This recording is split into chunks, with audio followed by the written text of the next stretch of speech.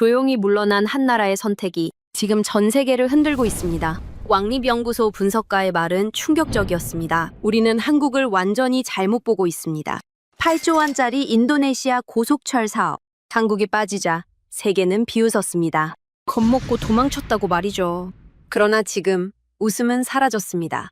중국산 고속철은 국가 부채의 시한폭탄이 됐고 역사는 황량한 벌판에 멈춰섰습니다. 한국은 도망친 게 아니었습니다. 때를 기다렸을 뿐이었죠. 그렇다면 한국은 그 순간 무엇을 이미 알고 있던 걸까요? 딱 1초만요. 좋아요와 구독 꾹 부탁드립니다. 60억 달러입니다. 누가 마다하겠습니까? 동남아 역사상 최대 규모의 인프라 프로젝트였습니다.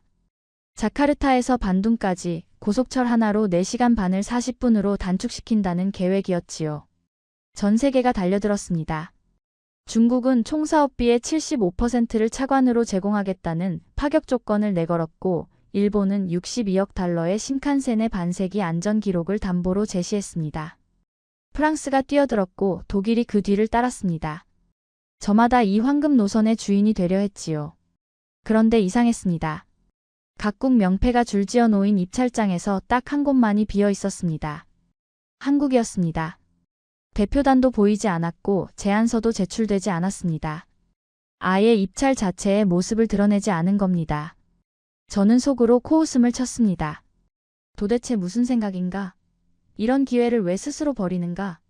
겁에 질려 계산만 하다가 타이밍을 놓친 것이라 단정지었습니다. 그 판단이 얼마나 오만했는지 깨닫는데 8년이 걸렸습니다. 저는 독일 프랑크푸르트 출신의 국제 인프라 투자 분석가인 마틴 하트만입니다. 철도, 항만, 전력망 등 초대형 인프라 사업의 타당성과 부채 구조, 계약상의 위험 요소를 분석하는 것이 제 본업이지요. 하지만 이렇게 큰 판에서 스스로 손을 떼는 나라는 처음 봤습니다. 도대체 무슨 계산이었을까요? 그날 입찰장의 분위기를 먼저 말씀드리지요. 자카르타 컨벤션 센터의 대회의장이었습니다. 천장의 샹들리에는 찬란하게 빛나고 있었고 각국 대표단은 단정한 양복 차림으로 자리를 지키고 있었습니다. 카메라 플래시가 끊임없이 터져나왔고 기자들은 세계적 대결이라며 들떠 있었지요. 저는 청중 자격으로 맨 뒷줄에 앉아 있었습니다. 옆자리에는 월스트리트에서 온 투자 분석가 제임스가 있었는데 그가 제 옆구리를 쿡 찌르며 물었습니다. 마틴, 한국은 왜 안 보여? 저는 어깨를 으쓱했습니다. 겁을 먹은 거겠지. 중국이랑 일본 사이에 끼어서 샌드위치 당할 바에야 빠지는 게 낫다고 판단한 거야. 제임스가 고개를 끄덕였습니다. 그래도 이 규모면 한번 시도해 볼 만하지 않아? 60억 달러잖아. 저는 피식 웃었습니다. 한국은 늘 그래. 계산만 하다가 기회를 날려버리지. 인프라는 타이밍이야. 지금 안 들어오면 영원히 못 들어와. 그때까지만 해도 저는 제 판단에 한치의 의심도 품지 않았습니다. 22년 경력이 저를 오만하게 만들었던 것이지요. 그 빈자리 하나가 어떤 의미를 담고 있는지, 그 침묵이 어떤 계산의 결과인지 저는 전혀 읽어내지 못하고 있었습니다. 입찰은 예상대로 흘러갔습니다. 중국 대표단 단장이 연단에 올라 또박또박 말했습니다. 우리는 총 사업비의 75%를 차관으로 지원하겠습니다. 인도네시아 정부의 재정 부담을 최소화하겠습니다. 회의장이 술렁였습니다. 75%라니 이 정도 자금력을 제시할 수 있는 나라가 몇이나 되겠습니까? 인도네시아 정부 관료들의 표정이 눈에 띄게 밝아졌지요. 일본 대표가 곧이어 맞대응에 나섰습니다. 우리는 62억 달러를 제안합니다. 신칸센의 안전기술과 정시운행 노하우를 함께 제공하겠습니다. 50년간 단 한 건의 사망사고도 없었던 기술력입니다. 기술력으로는 일본이 앞섰습니다. 하지만 숫자 앞에서 기술은 힘을 잃었지요. 75% 자금 지원이라는 중국의 카드가 너무나 강력했습니다. 저는 속으로 생각했습니다. 게임은 끝났군. 돈이 기술을 이기는 순간을 또 한 번 목격하는구나. 그런데 뭔가 이상한 느낌이 들었습니다. 저는 직업상 숫자를 의심하는 사람입니다. 75% 자금 지원이라는 말이 너무 좋게만 들렸지요. 공짜 점심은 없습니다. 그렇게 큰 돈을 내주면서 무엇을 가져가려는 건지 그게 궁금했습니다. 입찰이 끝나고 복도에서 제임스를 다시 만났습니다. 마틴, 중국이 가져가겠지? 저는 고개를 끄덕였습니다. 10중 8구 그럴 거야.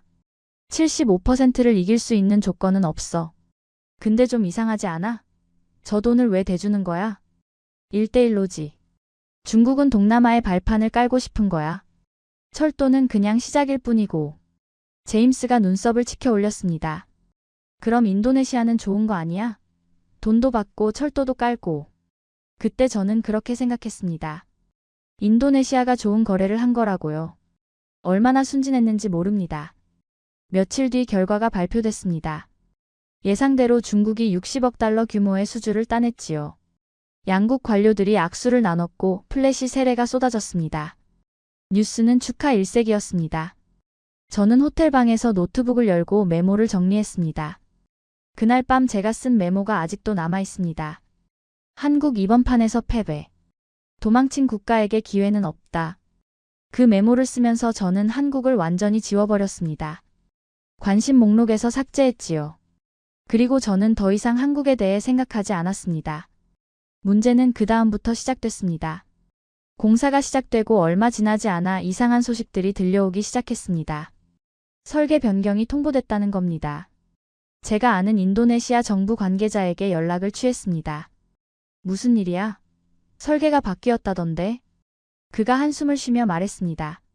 지질조사 결과가 예상과 달랐어. 터널 구간을 늘려야 한대. 그럼 비용은? 잠시 침묵이 흘렀습니다. 아직 협의 중이야. 그 말투에서 불안함이 느껴졌습니다. 협의 중이라는 말은 보통 좋은 소식이 아니지요. 몇 달 뒤 다시 소식이 들려왔습니다. 공사비가 늘어났다는 겁니다. 처음 60억 달러였던 사업비가 어느새 65억 달러로 불어났지요. 아직 착공한 지 얼마 되지도 않았는데 벌써 5억 달러가 늘었습니다. 그게 끝이 아니었습니다. 노선 변경이 또 있었습니다. 역 위치가 바뀌었지요. 원래 도심 중심으로 계획됐던 역들이 하나둘씩 외곽으로 밀려났습니다. 이유를 물었더니 산업단지 개발과 연계하기 위해서라는 답변이 돌아왔습니다. 아직 사람도 없는 허허벌판에 역을 짓겠다는 겁니다. 철도는 사람이 타야 수익이 납니다. 그런데 사람이 없는 곳에 역을 지으면 누가 탑니까? 저는 그때 처음으로 의문을 품었습니다. 이 철도는 누구를 위한 겁니까? 공사비는 계속 불어났습니다. 60억이 65억이 됐고 65억이 68억이 됐고 68억이 70억을 넘었지요. 결국 최종 공사비는 72억 달러가 됐습니다. 처음보다 12억 달러 한화로 거의 1조 6천억 원이 더 들어간 겁니다. 저는 이 숫자를 보면서 섬뜩해졌습니다. 75% 자금 지원이라는 달콤한 조건 뒤에 이런 함정이 숨어 있었던 겁니다. 개통식은 화려했습니다. 정말 화려했지요. 양국 정상이 참석했고 환호와 박수가 터져나왔습니다. 뉴스는 다시 한번 축하 일색이었습니다. 저는 그 뉴스를 보면서 다른 화면을 열어놨습니다. 인도네시아 정부의 부채 그래프였습니다. 축포 소리가 울리는 동안 제 노트북 화면에서는 빨간 선이 가파르게 치솟고 있었습니다. 개통 후 첫 운영 보고서가 나왔을 때 저는 숫자를 보고 한숨을 쉬었습니다. 이용객 수가 예상의 절반도 안 됐습니다. 여기 외곽 산업단지에 있으니 접근성이 엉망이었지요. 수천억을 들여지은 역에 사람이 없었습니다. 운영 적자는 당연한 결과였습니다. 매년 수천억 원대 적자가 쌓이기 시작했고 인도네시아 정부는 세금을 투입해야 했습니다. 국민 세금으로 텅 빈 열차를 굴리는 상황이 된 겁니다. 저는 그제야 입찰장에서 봤던 그 빈자리가 떠올랐습니다. 한국이 비워둔 그 자리 말입니다. 그때는 비웃었지요. 겁쟁이들이라고. 그런데 지금 생각해보면 이상했습니다. 한국이 이 정도 규모의 사업을 왜 포기했을까? 60억 달러짜리 기회를 왜 걷어찼을까? 겁이 나서요? 돈이 없어서요? 아니었습니다. 한국의 기술력은 세계가 인정하는 수준이었고 고속철 경험도 충분했습니다. 그날 밤 저는 오래된 서류들을 뒤적였습니다. 입찰 당시 수집해뒀던 각국의 검토 자료들이었지요. 하나씩 넘기다가 저는 손이 멈췄습니다. 한국이라고 적힌 폴더가 있었습니다. 입찰에 참여하지 않았으니 공식 제안서는 없었지만 사전 검토 단계에서 유출된 내부 문서가 몇 장 있었습니다. 저는 그 문서를 펼쳤습니다. 그리고 첫 줄을 읽는 순간 온몸에 소름이 돋았습니다. 수요 예측 불확실. 역 위치 산업단지 중심으로 일반 이용객 접근성 부족. 정부 보증 의존 구조로 장기 부채 리스크 과다. 한국은 이미 알고 있었던 겁니다. 우리가 8년에 걸쳐 깨달은 것을 그들은 시작하기 전에 계산해버렸습니다. 도망친 게 아니었습니다. 무너질 길을 미리 본 겁니다. 저는 그 문서를 손에 쥔 채 한참을 멍하니 앉아 있었습니다. 22년 경력이 무색했지요. 저는 누가 들어왔는지만 봤습니다. 누가 빠졌는지는 보지 않았습니다. 들어오는 건 용기고 빠지는 건 비겁함이라고 단정지었지요. 하지만 세상은 그렇게 단순하지 않았습니다. 그날 밤 저는 오래전에 썼던 메모를 찾아냈습니다. 한국 이번 판에서 패배. 도망친 국가에게 기회는 없다. 저는 그 메모를 한참 들여다봤습니다. 그리고 천천히 찢어버렸지요. 이건 도망이 아니었습니다. 한국은 시작하지 않은 겁니다. 시작하지 않은 것과 도망친 것은 완전히 다릅니다. 시작하지 않으려면 용기가 필요합니다. 모두가 달려들 때 혼자 뒤로 빠지는 용기 말입니다. 그 용기를 저는 비겁함으로 오해했습니다. 저는 그날 밤 잠을 이루지 못했습니다. 한국이 남긴 그 검토 문서가 머릿속을 떠나지 않았지요. 수요 예측 불확실, 역 위치 문제, 장기 부채 리스크. 몇 줄 안 되는 문장이었지만 그 안에는 8년 뒤의 결과가 고스란히 예언되어 있었습니다. 우연이었을까요? 아니면 그들은 정말로 미래를 계산해낸 걸까요? 다음 날 아침 저는 커피도 마시지 않고 바로 작업에 들어갔습니다. 한국에 대해 다시 조사해야 했지요. 지금까지 저는 한국을 인프라 시장의 이류 국가 정도로 취급해왔습니다. 기술은 있지만 배짱이 없는 나라, 큰 판에는 못 끼는 나라 그렇게 분류해뒀습니다. 그 분류가 완전히 틀렸을 수도 있다는 생각이 들었습니다. 저는 먼저 한국의 해외 인프라 수주 이력을 뒤졌습니다. 그런데 이상한 점이 눈에 띄었지요. 한국은 분명 여러 나라에서 철도와 발전소, 항만 사업을 수주해왔습니다. 실적이 없는 게 아니었습니다. 그런데 유독 이 인도네시아 고속철 사업에서만 빠졌습니다. 왜 이 사업만 피한 걸까요? 저는 당시 입찰 참여국들의 움직임을 다시 추적했습니다. 중국은 공격적으로 나섰죠. 1대1로 정책의 핵심 사업으로 밀어붙였습니다. 일본은 신칸센의 자존심을 걸고 뛰어들었고 프랑스와 독일도 동남아 시장 진출의 교두보로 삼으려 했습니다. 모두가 눈에 불을 켜고 달려들었는데 한국만 조용히 물러나 있었던 겁니다. 마침 제 오랜 동료인 피터에게 연락이 왔습니다.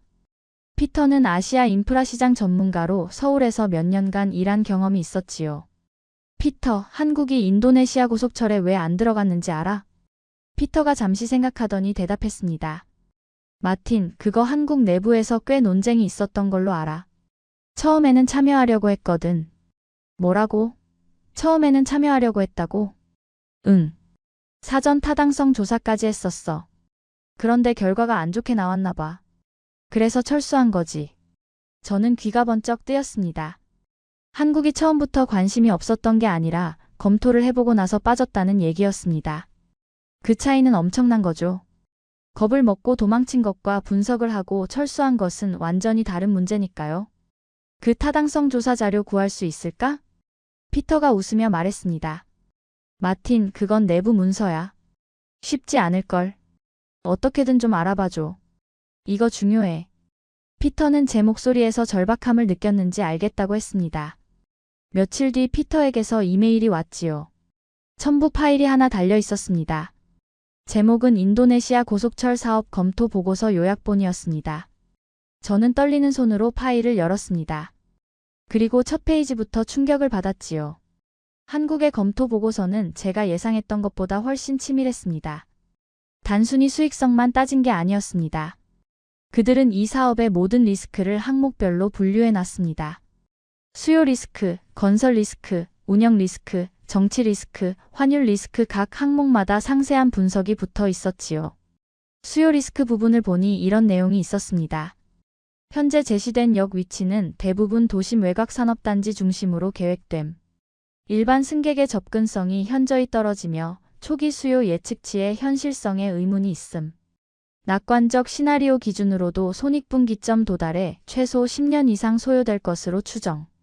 저는 그 문장을 몇 번이나 다시 읽었습니다. 10년 이상이라니. 그들은 이미 이 사업이 장기간 적자를 낼 것이라는 걸 예측하고 있었던 겁니다. 그리고 지금 현실이 어떻습니까? 개통 후 매년 적자가 쌓이고 있지요. 한국의 예측이 정확히 맞아떨어진 겁니다. 건설 리스크 부분도 인상적이었습니다. 인도네시아의 지질 조건상 터널 및 교량 구간 비율이 높아 공사비 증가 가능성이 큼. 특히 화산지대를 통과하는 구간에서 예상치 못한 추가 비용 발생 위험이 존재함. 공사비가 60억에서 72억으로 불어난 이유가 뭐였습니까? 지질 문제와 터널 구간 증가였지요. 한국은 그것까지 미리 계산해 넣었던 겁니다. 저는 등골이 서늘해졌습니다. 이 정도의 분석력이라면 왜 빠졌는지 이해가 됐지요. 하지만 가장 충격적인 건 마지막 결론 부분이었습니다. 본 사업은 경제적 타당성보다 정치적 필요에 의해 추진되는 성격이 강함. 수주에 성공하더라도 장기적으로 운영 적자와 부채 부담이 한국 측에 전가될 가능성이 높음. 따라서 입찰 참여를 재고할 것을 권고함. 재고할 것을 권고한다. 완곡한 표현이지만 뜻은 명확했지요. 하지 말라는 겁니다. 이 사업에 들어가지 말라는 겁니다. 그리고 한국은 정말로 들어가지 않았습니다. 저는 피터에게 다시 전화를 걸었습니다. 피터, 이 보고서 본 사람들이 최종 결정을 내린 거야? 그렇지. 한국은 이런 대형 사업에 들어갈 때 내부 검토를 꽤 철저하게 하거든. 검토 결과가 부정적으로 나오면 아무리 돈이 되는 사업이라도 안 들어가. 그런데 왜 이걸 밖에 설명하지 않았을까? 왜 빠지는 이유를 말하지 않았을까? 피터가 웃었습니다. 마틴, 그게 한국 스타일이야. 그들은 설명하지 않아. 그냥 안 해. 설명하면 상대국 기분 상하잖아. 인도네시아한테 너희 사업 망할 것 같아서 안 들어간다고 말할 수는 없으니까. 저는 그 말을 듣고 씁쓸해졌습니다. 한국은 조용히 빠졌고 세상은 그 침묵을 비겁함으로 해석했지요. 도망쳤다, 겁먹었다, 계산만 한다 온갖 비난이 쏟아졌습니다. 저도 거기에 한몫했고요. 하지만 실상은 정반대였습니다. 한국은 누구보다 정확하게 계산했고 그 계산대로 행동했을 뿐입니다. 저는 그날부터 중국과 한국의 접근 방식을 본격적으로 비교하기 시작했습니다. 이 두 나라가 해외 인프라 사업에 임하는 철학이 완전히 다르다는 걸 알게 됐지요. 중국의 접근법은 간단했습니다. 일단 시작하는 겁니다. 조건이 좋든 나쁘든 리스크가 크든 작든 일단 발을 들여놓습니다. 돈으로 밀어붙이지요. 75% 자금 지원 같은 파격적인 조건을 제시해서 상대국의 저항을 무력화시킵니다. 한국의 접근법은 정반대였습니다. 시작하기 전에 끝을 봅니다. 이 사업이 어떻게 진행될지, 어떤 문제가 생길지, 최종적으로 누가 이득을 보고 누가 손해를 볼지 전부 계산한 다음에 들어갈지 말지를 결정합니다. 계산 결과가 부정적이면 아무리 큰 돈이 걸린 사업이라도 포기합니다. 시작하지 않는 용기를 발휘하는 거지요. 저는 이 차이가 흥미로웠습니다. 두 나라 모두 나름의 논리가 있었지요. 중국은 시장 점유율을 우선시했습니다. 일단 들어가서 자리를 잡으면 나중에 뭔가 기회가 생긴다는 겁니다. 한국은 수익성을 우선시했습니다. 손해보는 장사는 안 한다는 거지요. 어느 쪽이 옳은지는 시간이 지나봐야 알 수 있는 문제였습니다. 그런데 인도네시아 고속철 사업은 그 답을 보여주고 있었지요. 중국은 계약을 땄지만 이익을 얻고 있습니까? 인도네시아 정부는 철도를 얻었지만 행복합니까? 매년 쌓이는 적자, 늘어나는 부채, 텅 빈 객차 누가 봐도 성공이라고 부르기 어려운 상황이었습니다. 반면 한국은 아무것도 얻지 못했지만 아무것도 잃지 않았지요. 빠진 덕분에 수조 원의 손실을 피한 겁니다. 저는 제 동료들에게 이 이야기를 했습니다. 그런데 반응이 시큰둥하더군요. 마틴, 그래서 뭐? 한국이 안 들어간 건 그냥 운이 좋았던 거 아니야? 운이 아니야. 계산이었어. 그들은 이렇게 될 줄 알았던 거라고. 에이, 설마. 아무리 분석을 잘해도 미래를 그렇게 정확하게 맞출 수는 없어. 저는 답답했습니다. 한국의 검토 보고서를 직접 보여줘도 사람들은 믿지 않았지요. 그들에게 한국은 여전히 도망친 나라, 겁쟁이 국가였습니다. 한번 붙은 프레임은 쉽게 떨어지지 않는다는 걸 그때 깨달았습니다. 하지만 저는 확신이 생겼습니다. 한국의 판단이 옳았다는 확신 말입니다. 그리고 더 중요한 질문이 떠올랐지요. 한국은 이 사업만 피한 걸까요? 아니면 다른 사업들도 비슷한 기준으로 검토하는 걸까요? 저는 본격적인 조사에 들어갔습니다. 한국이 해외에서 수주한 사업들, 그리고 수주하지 않은 사업들을 전부 목록으로 만들었지요. 패턴을 찾고 싶었습니다. 한국이 어떤 기준으로 들어가고 빠지는지 알고 싶었습니다. 조사를 하면 할수록 놀라운 사실들이 드러났습니다. 한국은 생각보다 많은 사업에서 빠져 있었습니다. 대부분 다른 나라들이 공격적으로 뛰어든 대형 사업들이었지요. 그리고 그 사업들 중 상당수가 나중에 문제가 됐습니다. 공사비 초과, 운영 적자, 부채 위기 한국이 피한 사업들은 하나같이 뒤탈이 났습니다. 반면 한국이 들어간 사업들은 대체로 안정적으로 운영되고 있었습니다. 화려하지는 않았지만 꾸준히 수익을 내고 있었지요. 한국은 대박을 노리는 게 아니라 쪽박을 피하는 전략을 쓰고 있었던 겁니다. 성공을 정의하는 방식이 달랐습니다. 남들은 성공을 크게 터뜨리는 것으로 정의했지만 한국은 성공을 안 터지는 것으로 정의했습니다. 이게 무슨 차이인지 아십니까? 인프라 사업에서 한번 크게 실패하면 회복하는데 수십 년이 걸립니다. 수조 원의 돈이 묶이고 국가 신용도가 떨어지고 정치적 책임 공방이 벌어지지요. 그 비용은 국민들이 세금으로 갚아야 합니다. 한국은 그 위험을 피하는 데 집중한 겁니다. 화려한 성공보다 조용한 안전을 선택한 거지요. 저는 이 발견에 흥분했습니다. 22년 동안 인프라 시장을 봐왔지만 이런 접근법은 처음이었거든요. 대부분의 나라들은 경쟁에서 이기려고 합니다. 더 싼 가격을 제시하고 더 좋은 조건을 내걸고 어떻게든 계약을 따내려고 하지요. 그런데 한국은 경쟁에서 이기는 것보다 경쟁에서 지지 않는 것을 더 중요하게 여기고 있었습니다. 질 것 같은 싸움에는 아예 나서지 않는 겁니다. 처음에는 이게 소극적인 전략이라고 생각했습니다. 배짱이 없는 거라고요. 하지만 인도네시아 고속철 사례를 보고 나니 생각이 바뀌었지요. 이건 소극적인 게 아니라 냉철한 겁니다. 감정을 배제하고 숫자만 보는 겁니다. 돈이 아무리 커 보여도 손해볼 것 같으면 안 들어가는 겁니다. 그게 얼마나 어려운 일인지 아십니까? 60억 달러가 눈앞에 있는데 안 집어넣을 수 있는 나라가 몇이나 되겠습니까? 저는 런던으로 돌아와서 보고서를 쓰기 시작했습니다. 제목은 인도네시아 고속철 사업 중간평가 예상과 현실의 괴리였습니다. 보고서에서 저는 처음으로 한국의 불참 결정을 긍정적으로 평가했습니다. 리스크 관리의 모범 사례라고 썼지요. 보고서를 제출하고 며칠 뒤 상사가 저를 불렀습니다. 마틴, 이 보고서 읽었어. 한국에 대한 평가가 좀 의외더군. 네. 저도 처음에는 한국을 비판적으로 봤습니다. 하지만 자료를 분석해보니 그들의 판단이 옳더군요. 상사가 고개를 끄덕였습니다. 그런데 말이야, 국제사회에서는 아직도 한국을 도망친 나라로 보고 있어. 자네 보고서가 받아들여지기 쉽지 않을 거야. 알고 있습니다. 하지만 사실은 사실이니까요. 언젠가는 인정받을 겁니다. 상사가 웃었습니다. 자네, 예전에는 한국을 제일 싫어했잖아. 뭐가 바뀐 거야? 저는 잠시 생각했습니다. 그리고 솔직하게 대답했지요. 제가 틀렸다는 걸 인정하게 됐습니다. 22년 경력이 저를 오만하게 만들었더군요. 빈자리 하나의 의미를 읽어내지 못했습니다. 한국은 도망친 게 아니라 계산한 겁니다. 그 차이를 이제야 알겠습니다. 상사가 제 어깨를 툭 쳤습니다. 좋아. 계속 봐봐. 뭔가 더 나올 것 같은 느낌이 드는군. 저는 고개를 끄덕였습니다. 이제 시작이었지요.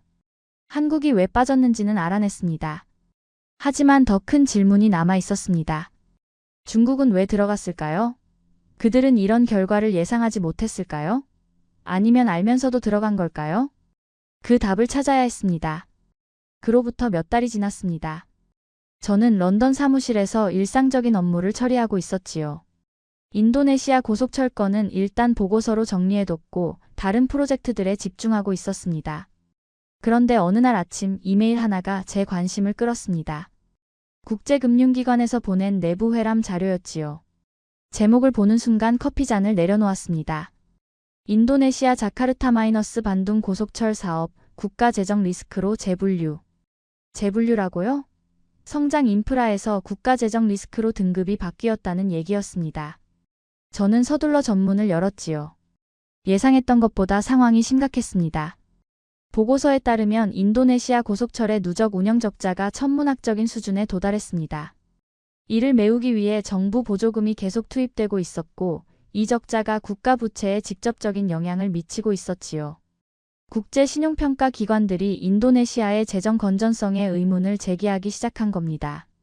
저는 한숨을 쉬었습니다. 예상했던 일이긴 했지만 막상 공식 문서로 확인하니 기분이 묘했지요. 며칠 뒤 저는 국제 인프라 투자 컨퍼런스에 참석했습니다. 매년 열리는 행사인데 전 세계에서 인프라 전문가들이 모여 최신 동향을 공유하는 자리지요. 그해 컨퍼런스의 핵심 이슈는 단연 1대1로 사업들의 성과 평가였습니다. 중국이 추진해온 대형 인프라 프로젝트들이 하나둘씩 결과를 보여주고 있었거든요. 발표장에 들어서니 이미 많은 사람들이 자리를 잡고 있었습니다. 첫 번째 발표자가 단상에 올랐습니다. 세계은행 출신의 경제학자였는데 그가 꺼낸 첫 슬라이드를 보는 순간 회의장이 술렁였습니다. 슬라이드 제목은 이랬습니다.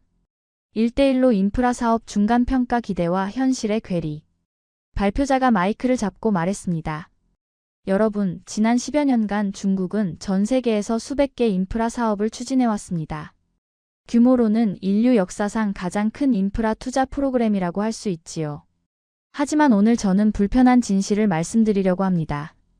이 사업들 중 상당수가 심각한 문제에 직면해 있습니다. 그가 다음 슬라이드로 넘겼습니다. 화면에는 여러 나라의 사례들이 나열되어 있었지요. 스리랑카 한반토타 항구, 파키스탄 전력 사업, 말레이시아 동해안 철도, 그리고 인도네시아 자카르타 마이너스 반둥 고속철. 저는 인도네시아 이름이 나오는 순간 몸을 앞으로 기울였습니다. 발표자가 설명을 이어갔습니다.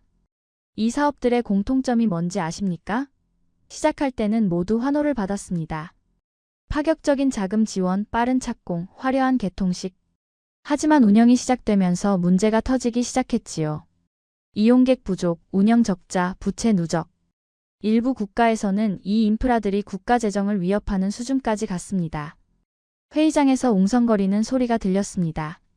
발표자가 잠시 멈췄다가 말을 이었지요. 특히 인도네시아 고속철 사례를 보시죠. 이 사업은 동남아 최초의 고속철로 많은 기대를 받았습니다. 하지만 현재 상황은 어떻습니까? 그가 데이터를 보여줬습니다. 예상 이용객 대비 실제 이용객 비율, 연간 운영 적자 규모, 정부 보조금 투입액 숫자 하나하나가 충격적이었지요. 발표가 끝나고 질의응답 시간이 됐습니다. 한 참석자가 손을 들었지요. 발표자님, 이 사업들에 참여하지 않은 나라들도 있지 않습니까? 그들은 왜 안 들어갔을까요? 발표자가 잠시 생각하더니 대답했습니다. 좋은 질문입니다. 실제로 일부 국가들은 이런 대형 사업에 참여하지 않았습니다. 대표적인 예가 한국이지요. 인도네시아 고속철 입찰 당시 한국은 참여하지 않았습니다. 당시에는 많은 사람들이 한국의 결정을 비판했지요. 겁먹었다, 기회를 놓쳤다 이런 말들이 많았습니다. 저는 그 말을 들으면서 과거의 제 자신이 떠올랐습니다. 저도 그렇게 생각했던 사람 중 하나였으니까요. 발표자가 말을 이었습니다. 하지만 지금 돌이켜보면 어떻습니까? 한국의 불참 결정은 결과적으로 현명한 선택이었습니다. 그들은 이 사업의 리스크를 정확하게 평가하고 빠졌습니다. 도망친 게 아니라 계산한 겁니다. 회의장 여기저기서 고개를 끄덕이는 사람들이 보였습니다. 분위기가 달라지고 있었지요. 불과 몇 년 전만 해도 한국은 도망친 나라, 겁쟁이 국가였습니다. 그런데 지금은 현명한 선택을 한 나라로 재평가받고 있었습니다. 저는 그 변화를 직접 목격하면서 복잡한 감정을 느꼈습니다. 기쁘기도 하고 부끄럽기도 했지요. 컨퍼런스가 끝나고 저는 복도에서 오래된 지인을 만났습니다. 독일 출신의 인프라 컨설턴트 한스였지요. 마틴, 오랜만이야. 발표 들었어? 응, 들었지. 충격적이더군. 한스가 고개를 끄덕였습니다. 그러게. 나도 좀 놀랐어. 인도네시아 고속철이 저 정도일 줄은 몰랐거든. 저는 한스에게 물었습니다. 한스, 너 당시에 한국이 안 들어간 거 기억해? 한스가 피식 웃었습니다. 당연히 기억하지. 그때 다들 한국 욕했잖아. 나도 좀 그랬고. 지금은 어떻게 생각해?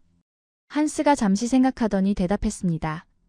글쎄, 결과만 보면 한국이 옳았지. 근데 그게 실력인지 운인지는 아직 모르겠어. 저는 고개를 저었습니다. 운이 아니야, 한스. 나 한국의 사전 검토 보고서를 봤거든. 그들은 이렇게 될 줄 알았어. 수요 예측 문제, 역 위치 문제, 부채 리스크 전부 다 예측하고 있었다고. 한스가 눈을 동그랗게 떴습니다. 정말? 그 보고서 어디서 구했어? 루트가 있지. 중요한 건 그게 아니야. 한국은 이 사업이 망할 거라는 걸 알고 빠진 거야. 도망이 아니라 전략적 철수였던 거지. 한스가 팔짱을 끼며 말했습니다. 그럼 중국은 뭐야? 그들도 바보는 아닐 텐데 왜 들어간 거지? 그건 저도 궁금했던 부분이었습니다. 중국이 이런 결과를 예상하지 못했을 리가 없습니다. 그들에게도 분명 분석 능력이 있었을 테니까요. 그런데 왜 들어갔을까요? 저는 그 질문에 대한 답을 찾기 위해 더 깊이 파고들어야 했습니다. 며칠 뒤 저는 중국의 해외 인프라 전략에 대한 자료들을 모으기 시작했습니다. 논문, 보고서, 뉴스 기사, 전문가 인터뷰 읽을 수 있는 건 다 읽었지요. 그리고 점점 그림이 그려지기 시작했습니다. 중국의 전략은 한국과 완전히 달랐습니다. 한국은 개별 사업의 수익성을 중시했지만 중국은 전체 판의 크기를 중시했지요. 쉽게 말해서 한국은 이 사업이 돈이 되느냐를 물었고 중국은 이 사업이 영향력을 키우느냐를 물었던 겁니다. 중국에게 인도네시아 고속철은 단순한 철도 사업이 아니었습니다. 동남아시아에 발을 들여놓는 교두보였지요. 이 철도가 적자를 내더라도 중국은 인도네시아와의 관계를 강화하고 동남아 시장에서의 입지를 넓힐 수 있었습니다. 장기적인 지정학적 이익을 위해 단기적인 경제적 손실을 감수한 겁니다. 문제는 그 손실을 누가 지느냐였습니다. 중국은 자금을 댔지만 운영 적자는 인도네시아 정부 몫이었지요. 빚은 인도네시아 국민들이 세금으로 갚아야 했습니다. 중국은 영향력을 얻고 인도네시아는 빚을 얻은 겁니다. 저는 이 구조를 이해하고 나서 분노가 치밀었습니다. 75% 자금 지원이라는 달콤한 조건 뒤에 이런 함정이 숨어 있었던 겁니다. 시작은 선물처럼 보이지만 끝은 족쇄가 되는 구조였지요. 한국은 이 구조를 꿰뚫어보고 빠졌던 겁니다. 그들은 돈의 흐름만 본 게 아니라 권력의 흐름까지 읽었던 거예요. 저는 이 내용을 정리해서 새로운 보고서를 쓰기 시작했습니다. 제목은 인프라 투자의 두 가지 철학 중국 모델과 한국 모델의 비교였지요. 이 보고서에서 저는 두 나라의 접근 방식을 체계적으로 분석했습니다. 중국 모델의 특징은 이랬습니다. 첫째, 규모를 앞세운다. 큰 돈을 먼저 제시해서 상대국의 관심을 끈다. 둘째, 조건을 유연하게 한다. 초기에는 좋은 조건을 제시하지만 나중에 변경의 여지를 남겨둔다. 셋째, 시작을 우선시한다. 일단 착공하고 보는 거다. 한국 모델의 특징은 정반대였습니다. 첫째, 수익성을 앞세운다. 돈이 안 되면 안 들어간다. 둘째, 조건을 엄격하게 한다. 계약서에 모든 걸 명시하고 변경 시에는 재협상한다. 셋째, 끝을 먼저 본다. 이 사업이 어떻게 끝날지 계산한 다음에 시작 여부를 결정한다. 이 두 모델 중 어느 쪽이 옳은지는 상황에 따라 다를 수 있습니다. 하지만 인도네시아 고속철 사례에서는 답이 명확했지요. 중국 모델은 실패했고 한국 모델은 그 실패를 피했습니다. 보고서를 쓰면서 저는 한 가지 더 깨달은 게 있었습니다. 한국의 강점은 기술이 아니었습니다.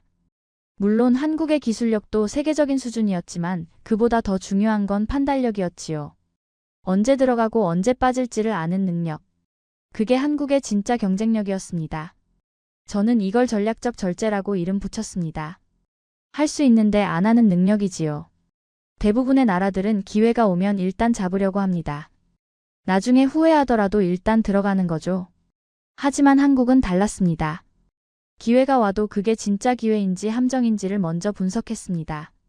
함정이라고 판단되면 아무리 달콤해 보여도 손을 대지 않았지요. 이게 얼마나 어려운 일인지 아십니까? 60억 달러가 눈앞에 있는데 안 짓는 겁니다. 모든 언론이 기회라고 떠들고 경쟁국들이 달려드는데 혼자 뒤로 빠지는 겁니다. 비난을 감수해야 하고 오해를 받아들여야 합니다. 그래도 자기 판단을 믿고 물러서는 겁니다. 그게 진짜 용기입니다.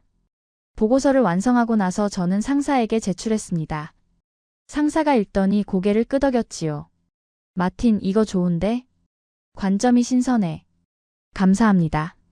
사실 이 보고서 쓰면서 제 자신도 많이 반성했습니다. 뭘 반성했는데? 저는 솔직하게 대답했습니다. 저는 오랫동안 인프라 시장을 크기로만 봤습니다. 누가 더 큰 사업을 따내느냐, 누가 더 많은 돈을 투자하느냐, 그게 성공의 기준이라고 생각했지요. 하지만 틀렸습니다. 진짜 성공은 크게 터트리는 게 아니라 안 터지는 겁니다.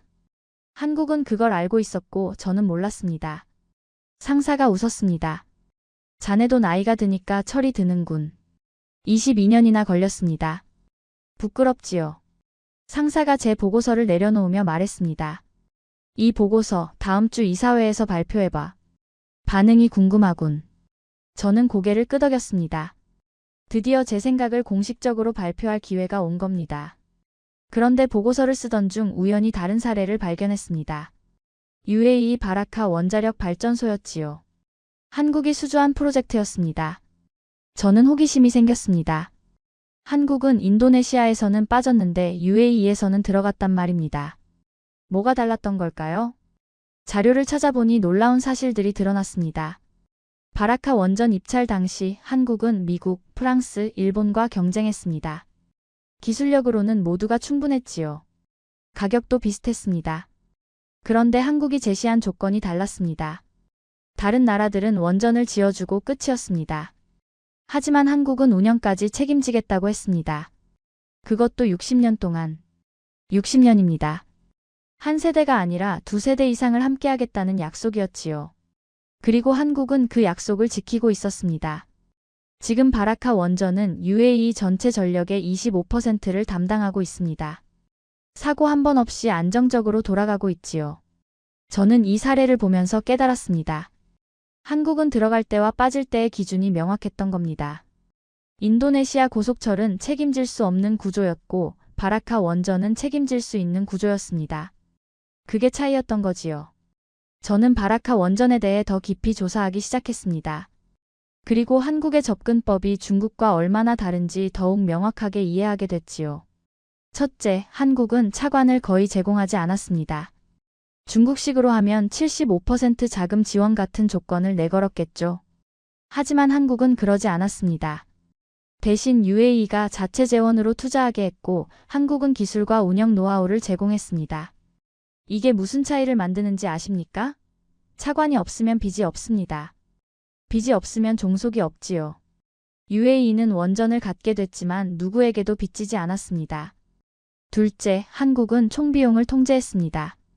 공사비만 싸게 부르는 게 아니라 앞으로 수십 년간 들어갈 운영비와 유지비까지 계산해서 제시했지요. 초기 비용은 더 높아 보일 수 있지만 장기적으로 보면 총비용이 더 낮았습니다. 셋째, 한국은 인력 교육을 포함시켰습니다. UAE 현지 인력을 직접 훈련시키겠다고 했지요. 한국으로 데려와서 교육하고 현장에서 실습하게 하고 독립적으로 운영할 수 있을 때까지 함께하겠다고 했습니다. 이건 단순히 발전소를 파는 게 아니었습니다. 발전소를 운영하는 능력을 전수하는 거였지요. 저는 중국식과 한국식을 비교하는 표를 만들었습니다. 중국식 돈을 먼저 제시한다. 공사비를 낮게 부른다. 운영은 책임지지 않는다. 결과적으로 상대국의 부채가 남는다. 한국식 책임을 먼저 제시한다. 총비용을 통제한다. 운영까지 책임진다. 결과적으로 상대국이 자립하게 된다. 이 차이가 결국 어떤 결과를 낳았습니까? 바라카 원전은 UAE의 심장이 됐습니다. 반면 인도네시아 고속철은 국가 재정의 짐이 됐지요. 저는 이 발견을 보고서에 추가했습니다. 그리고 마지막 문장을 이렇게 썼습니다. 중국은 빚을 남겼고 한국은 국가의 심장을 만들어줬다. 보고서를 완성한 뒤 저는 국제에너지 컨퍼런스에 참석했습니다.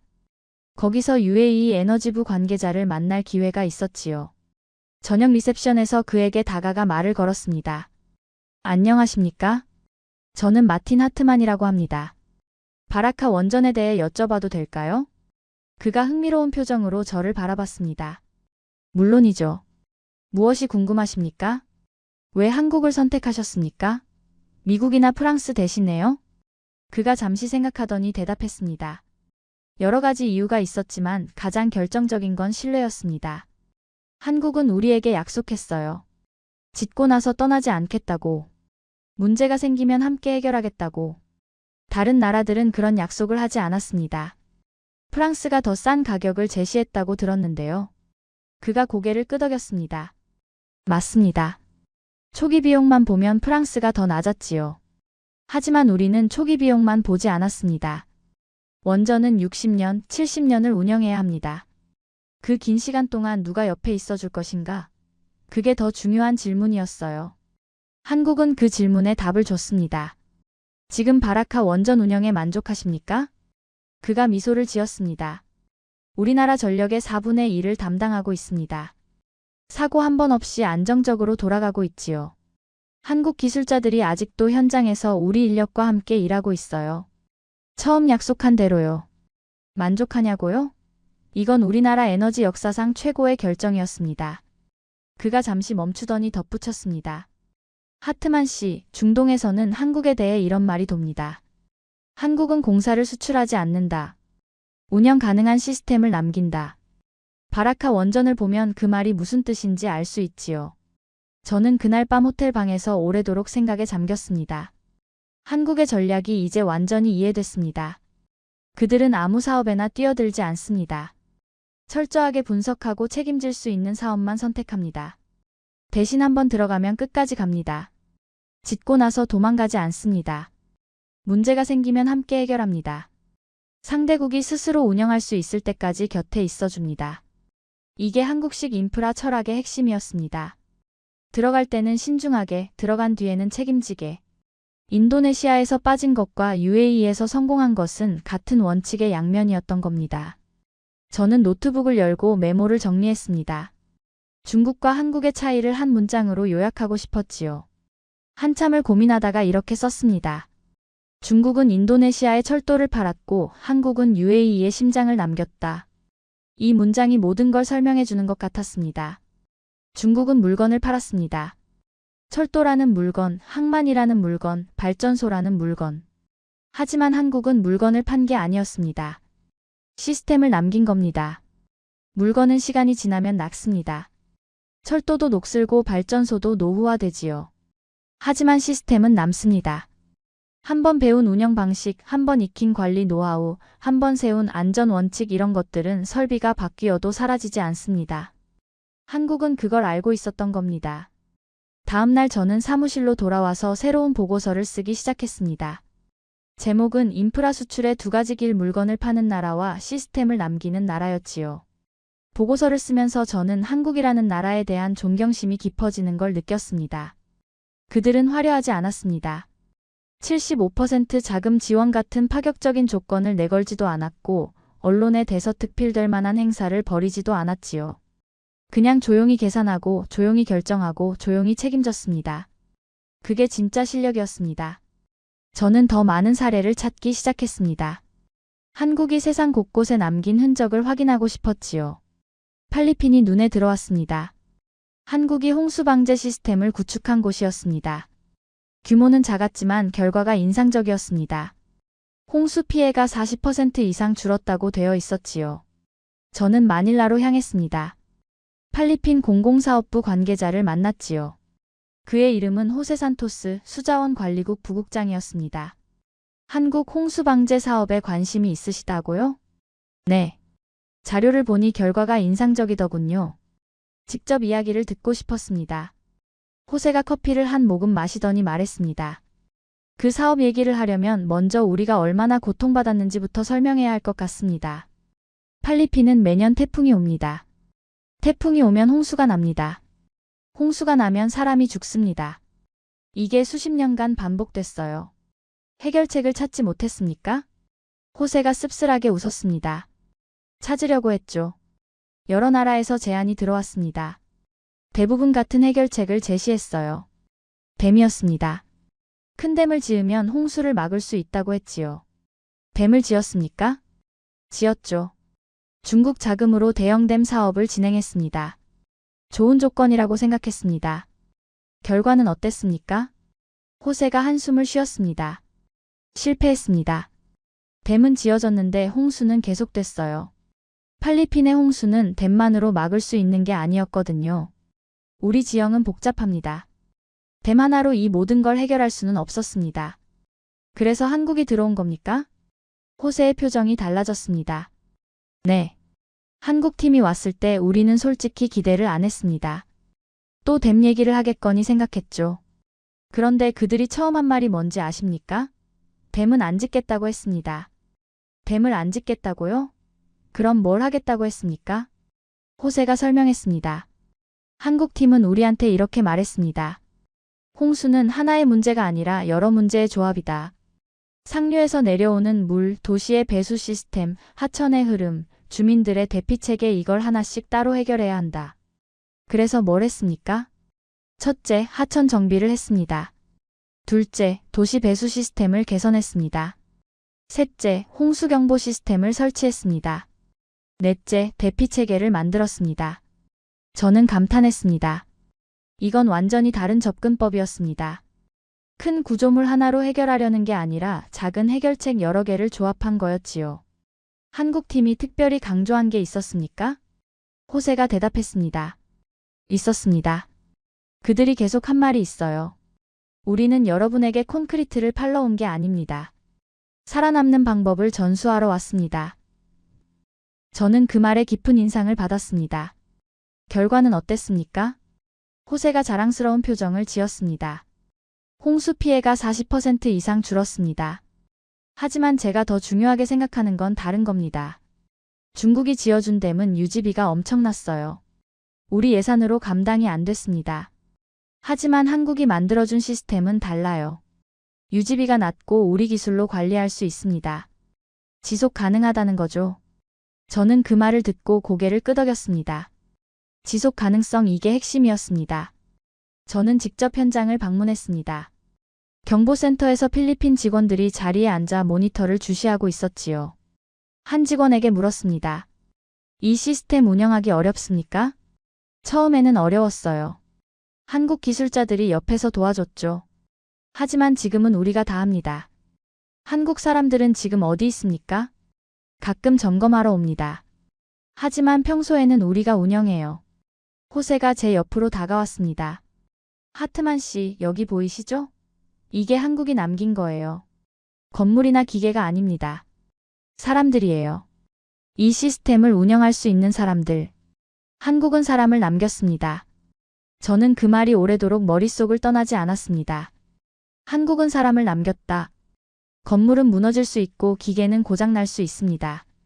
하지만 사람에게 심어준 능력은 사라지지 않지요.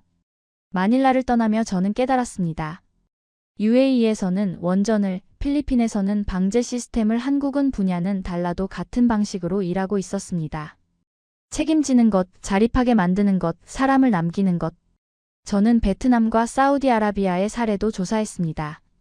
베트남에서 한국은 화려한 고속철 대신 사람들이 실제로 탈 수 있는 도시철을 설계했습니다.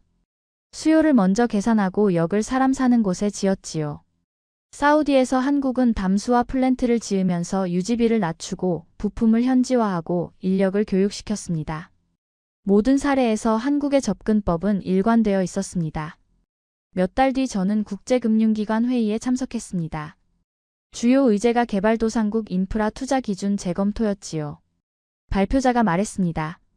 몇 가지 성공 사례를 분석해봤습니다. 공통점이 있더군요. 사전에 철저한 수요 분석을 했고 운영 계획까지 포함했고 수혜국 인력 교육을 중시했습니다. 이런 접근법을 보여주는 대표적인 나라가 그가 잠시 멈췄다가 말했습니다. 한국입니다. 회의실이 술렁였습니다. 저는 속으로 미소를 지었지요. 드디어 세상이 알아보기 시작한 겁니다. 발표자가 설명을 이어갔습니다. 한국은 인도네시아 고속철에 참여하지 않았습니다.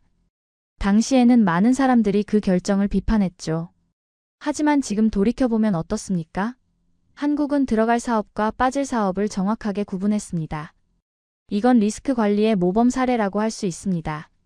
세상의 평가가 바뀌고 있었습니다. 도망자에서 선견자로, 겁쟁이에서 현명한 판단자로.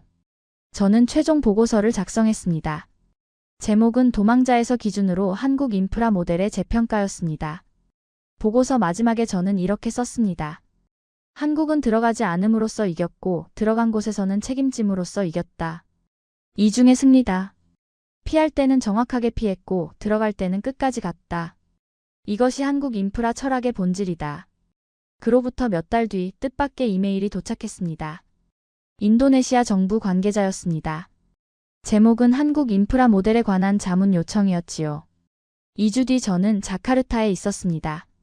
모든 게 여기서 시작됐습니다. 이 도시의 입찰장에서 저는 한국을 비웃었습니다. 그리고 8년이 지난 지금 저는 한국 모델을 설명하러 다시 이 도시에 와 있었습니다. 인도네시아 기획재 정부 회의실에서 수아르토 차관이 물었습니다. 하트만 씨, 한국 모델을 어떻게 배울 수 있습니까? 저는 천천히 설명했습니다. 한국 모델의 핵심은 기술이 아닙니다. 원칙입니다. 첫째, 시작하기 전에 끝을 봅니다. 둘째, 수요를 철저히 분석합니다. 셋째, 책임질 수 있는 사업만 들어갑니다. 회의가 끝나고 청사를 나서며 저는 생각했습니다. 8년 전 이 도시에서 모든 게 시작됐습니다. 입찰장의 그 빈자리, 한국이 비워둔 그 자리. 저는 그걸 보고 비웃었습니다. 하지만 지금 인도네시아 정부는 한국의 기준을 배우려 하고 있었습니다. 시간이 모든 걸 증명한 겁니다. 호텔로 돌아와 저는 마지막 보고서를 썼습니다. 나는 오랫동안 누가 더 크게 짓는지를 보며 나라를 평가했다. 22년간 그렇게 믿어왔다. 그러나 인도네시아 고속철은 나에게 다른 질문을 던졌다. 누가 시작하지 않았는가? 누가 빠졌는가? 왜 빠졌는가? 중국은 밀어붙였고 일본은 도전했고 한국은 조용히 자리를 비웠다. 우리는 그 침묵을 비겁함이라 불렀다. 하지만 시간이 지나고 남은 것은 무엇이었나? 인도네시아에는 빚과 적자가 남았다. 그리고 한국이 비워둔 그 자리만이 여전히 조용히 남아있다. 이제 나는 안다. 한국은 도망친 것이 아니다. 무너질 길에서 빠져나온 것이다. 한국은 UAE에서 원전을 지었다. 짓고 나서 떠나지 않았다. 60년 동안 함께 운영하겠다고 약속했고 그 약속을 지키고 있다. 한국은 필리핀에서 홍수 방제 시스템을 만들었다. 댐을 팔지 않았다. 살아남는 방법을 전수했다. 한국의 경쟁력은 기술이 아니었다. 판단력이었다. 언제 들어가고 언제 빠질지를 아는 능력. 기회와 함정을 구분하는 능력. 성공은 크게 이기는 것이 아니라 지지 않는 것이다. 용기는 달려드는 것이 아니라 물러설 줄 아는 것이다. 한국은 60억 달러를 눈앞에 두고 안 집었다. 모두가 달려들 때 혼자 뒤로 빠졌다. 비난을 감수했고 오해를 받아들였다. 하지만 자기 원칙을 지켰다. 그리고 시간이 그들의 편이 되어줬다. 나라의 품격은 무엇을 했느냐가 아니라 무엇을 하지 않았느냐에서 드러난다. 한국은 하지 않음으로써 품격을 보여줬다. 들어가지 않음으로써 이겼다. 이것이 내가 8년에 걸쳐 배운 가장 중요한 교훈이다. 타이핑을 마치고 저는 창밖을 바라봤습니다. 자카르타의 야경이 반짝이고 있었지요. 8년 전과 같은 도시. 하지만 완전히 다른 눈으로 보고 있었습니다. 저는 마지막 문단을 추가했습니다. 오늘 인도네시아 정부는 한국의 기준을 배우겠다고 했다. 과거는 바꿀 수 없지만 미래는 바꿀 수 있다. 중요한 것은 같은 실수를 반복하지 않는 것이다. 한국은 설명하지 않는다. 변명하지도 않는다. 그냥 자기 원칙대로 한다. 빠질 때는 빠지고 들어갈 때는 끝까지 간다. 그리고 시간이 그들의 편이 되어준다. 실패는 떠들지만 기준은 조용하다. 한국은 조용히 기준이 되어가고 있다. 도망친 나라가 아니다. 살아남은 나라다. 그리고 다른 나라들도 살게 만들어주는 나라다. 이것이 한국이다. 보고서를 저장하고 노트북을 닫았습니다. 저는 침대에 누워 천장을 바라봤지요. 8년간의 여정이 끝나고 있었습니다. 저는 눈을 감고 그 빈자리를 떠올렸습니다. 국가 명패들 사이에 텅 비어있던 한국의 자리. 그때는 겁쟁이의 흔적으로 보였습니다. 하지만 지금은 알겠습니다. 그건 가장 용기 있는 선택의 흔적이었습니다. 모두가 달려들 때 혼자 물러서는 것.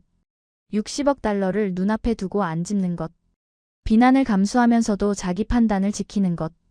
그게 진짜 용기입니다. 한국은 그 용기를 가지고 있었고 저는 8년이 지나서야 그걸 알아봤습니다. 다음 날 아침 저는 공항으로 향했습니다. 비행기가 이륙했습니다. 자카르타가 작아지고 구름이 가까워졌지요. 저는 창밖을 바라보며 중얼거렸습니다. 한국은 도망친 것이 아니다. 무너질 길을 미리 보고 피한 것이다. 그리고 들어간 곳에서는 끝까지 책임졌다. 이것이 진짜 실력이다. 구름 위로 해가 떠오르고 있었습니다. 새로운 하루가 시작되고 있었지요. 저는 눈을 감고 미소를 지었습니다. 지금까지 우인스의 수진이었습니다. 오늘도 끝까지 함께 해주셔서 정말 감사합니다. 수진이랑 우인스 다음에도 함께 해요. 오늘도 행복한 하루 되세요. 사랑합니다. 우이스 우리들의 이야기 작은 꿈도 커지는 이 순간 웃으며 함께 나가요 모두의 마음이 크게 울려요. 당신만의 감동 이야기가 늘 당신 곁에서 따뜻한 순간으로 남길 바랍니다. 다음에도 따뜻한 이야기로 다시 찾아올게요.